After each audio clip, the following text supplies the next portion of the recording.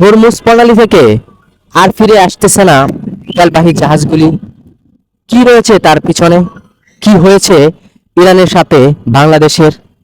বাংলাদেশের প্রধানমন্ত্রী সে নিন্দা জানিয়েছে ইরানকে, যেখানে ইরানের পায়ের ধুলোর সমানও না বাংলাদেশ, যেখানে ইরান পুরা বিশ্বের মধ্যে তিনটা দেশকে ছাড় দিয়েছিল, তার ভিতরে একটি দেশ হচ্ছে বাংলাদেশ, যেটা হরমুজ প্রণালী বিনা পারমিশনে ইউজ করতে পারবে বাংলাদেশ। এটাই বলেছিল ইরানের প্রধানমন্ত্রী। কি কারণে এখন তেলবাহী জাহাজগুলি আর ফিরে আসবে না বাংলাদেশে?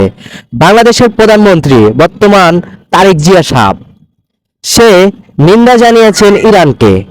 হ্যাঁ, কি মহা কাজটাই না করেছেন, নিন্দা জানিয়েছেন ইরানকে, যেখানে বাংলাদেশ প্রধানমন্ত্রীর তার সাথে বসারই কোনো যোগ্যতা নাই, আর সে সেই ইরানকে নিন্দা জানায়। সাহায্য করেছে ডোনাল্ড ট্রাম্পকে। ক্ষিপ্ত হয়ে ইরানের হরমুজ প্রণালী ব্যবহার করতে দেবে না ইরান। এবার বুঝো ঠেলা। ভিডিওটা পর্যাপ্ত পরিমাণ শেয়ার করে দিবেন, যাতে বাংলাদেশের মতো এই কিছু লোকের কারণে বাংলাদেশের সাধারণ মানুষ এখন ভোগান্তিতে পড়বে।